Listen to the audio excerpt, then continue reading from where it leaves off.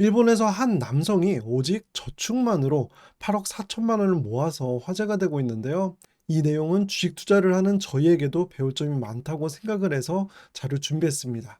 영상 보시기 전에 좋아요와 구독하기, 그리고 알림 설정 부탁드립니다. 일본에서 45세의 나이에 9,300만 엔, 그러니까 우리나라 돈으로 환전을 하면 약 8억 4천만 원 정도 되겠죠. 이 정도 금액을 모은 남성이 화제가 되고 있는데요. 이분은 기본적으로 20년 넘게 직장 생활을 하면서 이렇게 큰 돈을 모았다고 합니다. 이분께서는 트위터를 하시더라고요. 그래서 궁금해갖고 제가 이분의 트위터에 들어가 봤더니 매일매일 본인이 먹는 이런 식단을 업로드를 해주고 계셨어요. 닉네임이 절대 퇴사맨이더라고요. 그러니까 얼마나 퇴사에 대한 간절한 마음을 갖고 있는지 이 닉네임만 봐도 잘 알 수가 있고요. 늘 그렇듯 아주 평범한 식단이지만 계란은 이제 사치품이라고 할 정도로, 사실 계란을 사치품이라고 요즘에는 잘 말하지 않잖아요.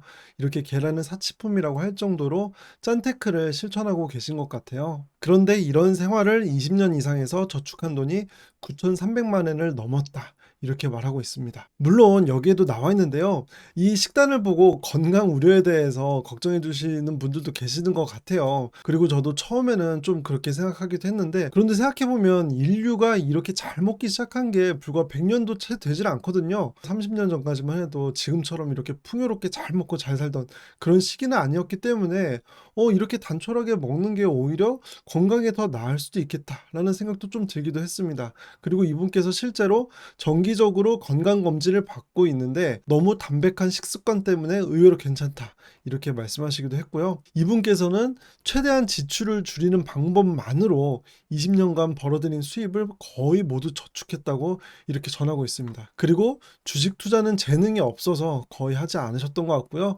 월급을 저축했으며 생활비를 최소화한 것이 이렇게 큰 금액을 모을 수 있었던 비결이었다, 이렇게 설명하고 계시는데요. 그런데 이 8억 4천만 원이라는 돈이 40대에 모으는 게 많이 모으는 건지 어느 정도 수준인지 이게 가늠이 잘 되지 않아서 제가 자료를 하나 준비를 해봤습니다. 이 자료는 하나금융지주에서 발간한 보고서이고요. 이게 2021년 자료이긴 하지만 지금이랑 큰 차이는 없을 것 같아서 이 자료를 갖고 왔고요. 이때 당시 기준으로 40대 평균의 총 자산은 약 4억 1천만 원 정도였고요.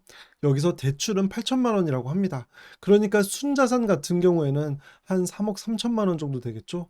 그런데 이 앞에서 우리가 함께 살펴본 절대 퇴사맨, 그분께서는 예적금만으로 8억 4천만 원을 모았다고 하셨으니까 대출이 포함된 게 아닌 걸 거 아니에요. 그러니까 우리나라 평균 3억 3천만 원에 비해서 2배, 거의 3배에 가까운 이렇게 큰 자산을 40대 중반에 모으셨던 거예요. 짠테크만으로 우리나라 평균적인 사람들보다 3배에 가까운 자산을 모을 수 있었다, 이렇게 요약할 수가 있겠고요. 그런데 저는 갑자기 궁금해지더라고요. 이 8억 4천만 원이라는 돈을 20년 동안 모으려면 매달 얼마씩 모아야 하고 또는 매달 얼마씩 투자를 해야 하는지, 이게 궁금하잖아요. 그래서 한번 계산을 해봤습니다. 예적금도 하지 않고 현금만 모았다 그러면은 1년에 4,200만 원씩 모아야 하고요. 한 달에 약 350만 원씩 돈을 모아야 합니다. 그런데 보통은 우리가 예적금 정도는 가입하잖아요. 물론 일본 같은 경우에는 장기 저금리였기 때문에 거의 제로금리에 가깝지만 우리나라 실상에 맞게 적금 이율 약 3%를 가정을 하고 돈을 모은다고 한번 계산을 해볼게요. 그래서 이렇게 3%를 가정을 하고요.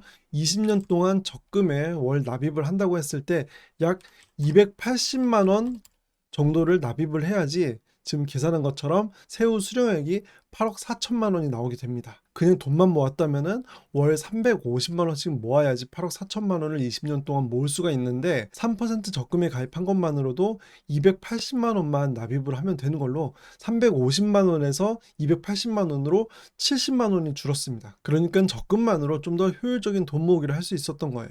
그런데 저나 구독자님들 같은 경우는 주식 투자를 하는 사람들이잖아요. 그래서 당연하게도 이런 생각이 들더라고요. 그러지 말고 S&P 500과 같은 좋은 주식을 그냥 장기간에 꾸준히 모았다면 훨씬 효율적인 돈 모으기를 할 수 있었을 텐데, 아깝다, 이런 생각이 들더라고요. 만약에 S&P 500을 한 달에 얼마씩 모아야지 20년 후에 8억 4천만 원이 되는지 이걸 한번 제가 계산을 해봤어요. 근데 이 계산 과정은 조금 다소 복잡해갖고 제가 결과만 갖고 왔는데요. 이제 만약에 미국 주식에 투자를 한다고 하면 양도 차익의 22%를 세금으로 내거든요. 그래서 이 세금까지 제한, 그 금액을 통해서 계산을 해본 결과 월 105만 원씩만 납입을 하면 되는 거예요. 그래서 만약에 현금으로만 돈 모으기를 한다면은 350만 원이 필요했는데요. 근데 3% 적금에 가입을 한다고 했을 때는 70만 원이 줄어서 280만 원이 되었고요. S&P 500에 장기 투자를 한다고 했을 때는 105만 원씩만 모으면 되는 걸로 훨씬 효율적인 돈 모으기가 가능했습니다. 그래서 이 기사를 보고 에이, S&P 500 같은 좋은 주식을 꾸준히 모았으면 더 좋았을 텐데 조금 아깝다, 이런 생각을 하면서 이제 다른 기사를 보려고 하는데, 다르게 생각하면은 누군가는 그러지 말고 나스닥백을 모았으면 더 좋았을 텐데 에이 아깝다, 아니면 또 다른 누군가는 그러지 말고 마이크로소프트를 모았어야지, 지금 마이크로소프트 주가가 그동안에 얼마나 많이 올랐는데, 이렇게 말씀하시는 분들도 계실 거예요. 더 나아가서 에이 그때 테슬라를 샀어야지, 아니면 암호화폐를 샀어야지, 이렇게 수익률로만 놓고 보면은 한도 끝도 없겠더라고요. 이런 생각이 꼬리에 꼬리를 물고 있었는데요. 이 사람은 오히려 주식 투자를 하지 않아서 8억 4천만 원을 모았던 것은 아닐까? 이런 생각이 들었어요. 아마도 제 영상을 보신 많은 분들께서 S&P 500과 같은 좋은 주식을 등락과 상관없이 꾸준히 모아가는 이런 좋은 투자를 하자, 이렇게 계획을 세우신 분들도 많으실 거예요. 그런데 투자를 하다 보면은 이런 계획이 흐트러지는 경우가 많거든요. 예를 들어서 S&P 500은 주가가 지지부진한데 다른 어떤 종목은 주가가 잘 오르는 종목이 있을 수도 있고요. 설령 S&P 500이 주가가 잘 오르고 있음에도 불구하고 다른 주식들의 주가가 더 크게 많이 오르는 걸 보면은 내가 저걸 샀어야 되는 거 아닌가 하면서 갈아타고 싶은 욕구가 계속 생기기 마련이죠. 이렇게 주식 투자를 하다 보면 나도 모르는 사이에 단기간에 더 많은 수익을 내는 방법에 좀 더 집중하게 되는 경향이 있어요. 그런데 여러분들도 잘 아시겠지만 단기간에 큰 수익을 쫓는 그런 투자를 하다 보면 나도 모르는 사이에 큰 위험을 떠안는 그런 투자를 하게 되고요. 원금을 크게 잃는 그런 결과를 얻게 될 때가 많습니다. 우리가 불과 2021년, 22년에 이때 많이 경험했잖아요. 잘 알지도 못하는 성장주들의 주가가 많이 오를 거라는 누군가의 이야기에 투자를 했다가 알고 보니 현금 흐름도 별로 없고 돈도 잘 못 버는 기업에 투자를 하고 있었고요. 2022년에 4분의 1 토막, 5분의 1 토막, 심지어 10분의 1 토막까지 나는 그런 결과를 얻기도 했었던 거죠. 그런데 앞에서 8억 4천만 원을 모은 이 일본 남성분 같은 경우에는 본인이 주식 투자를 잘 못한다라는 것을 잘 알고 있었기 때문에 그게 아니라 내가 잘 할 수 있는 짠테크, 그리고 성실하게 돈 모으기, 여기에 집중을 하셨던 거죠. 그렇기 때문에 평균적인 40대보다 2배 이상의 자산을 지금 보유할 수 있게 된 것은 아닌가, 이 부분이 참 의미가 있다고 생각을 했고요. 그렇다고 해서 제가 여러분들에게 S&P 500, 슈드, 제피 이런 거 사지 말자고 말씀드리는 건 아니고요. 지금 우리가 함께 계획하고 있는 것들, 마음이 편한 투자, 그리고 잃지 않는 투자, 이런 계획을 세우셨다면은 이 계획을 꾸준하게 지킬 수 있는 방법에 집중을 하는 것이 더 나은 수익률을 얻기 위해 집중을 하는 것보다 결국에는 훨씬 내가 원하는 방향으로 갈 수 있는 길이라고 생각하고요.